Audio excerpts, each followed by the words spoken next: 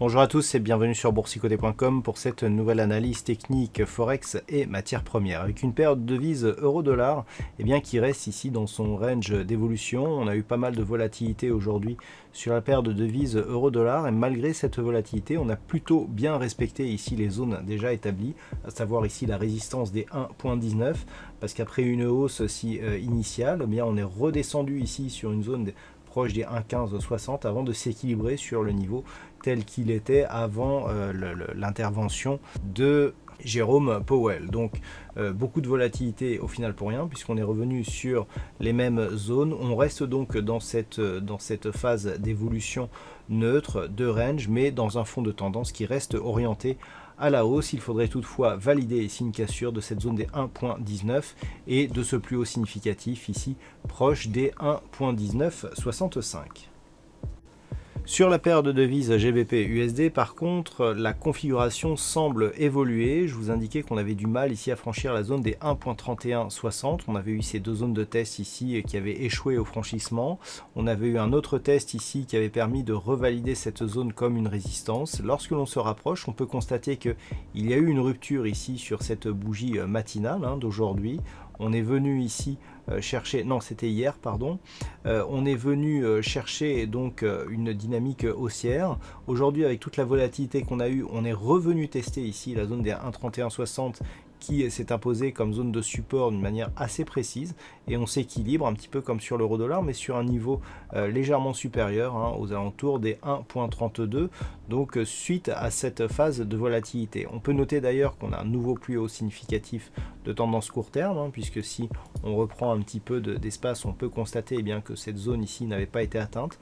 On est très proche ici du prochain objectif qui se situe à 1.3315 tant que les cours restent ici au-dessus de ce nouveau support des 1.3160. Et puis sur l'or, nous avons eu là aussi énormément de volatilité et là aussi on a bien respecté ici les niveaux techniques. Alors on a ici une zone des 1980 $ l'once qui a été quasiment la résistance ici de ce mouvement ici d'oscillation très volatile. On est revenu chercher ici une zone proche des 1910 $ l'once avant de s'équilibrer. Alors c'est très net, on vient ici chercher la zone, on redescend ensuite sur la bolle inférieure et on s'équilibre.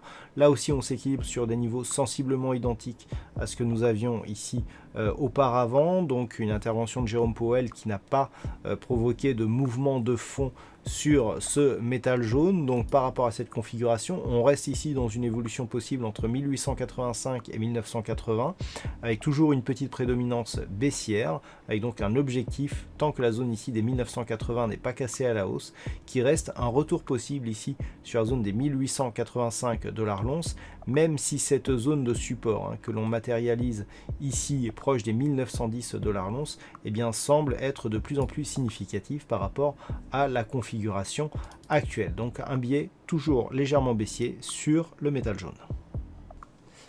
Et puis enfin sur le WTI, hier j'attirais votre attention sur une cassure peut-être plus pérenne de la zone ici des 43,30 $ le baril.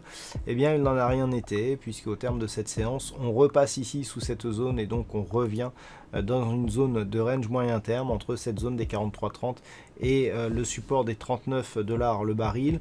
Alors on a tout de même des niveaux intermédiaires légèrement supérieurs, notamment ici voilà cette zone des 41,80 $ le baril. Donc toujours ici une toute petite dominante haussière sur l'évolution de ce WTI, mais qui se fait d'une manière avec très peu de dynamique. Donc la zone ici des 43,20 clairement elle est significative mais on a du mal à la franchir. Il semblerait que sur le WTI depuis environ la fin du mois de juin on ait trouvé ici une zone d'équilibre dans ces zones donc autour des 40 $ le baril. Il faudrait vraiment une grosse dynamique désormais depuis que l'on a vu ici que de nombreux tests ne parvenaient pas à impulser un mouvement de fond. Il faudra une grosse dynamique pour valider et une sortie de ce range, donc en direction des 51 $ le baril. Voilà donc ce que l'on peut dire sur cette analyse technique Forex et matières premières. Passez une bonne soirée, on se retrouve dès demain pour d'autres analyses techniques, toujours sur le site boursicoté.com.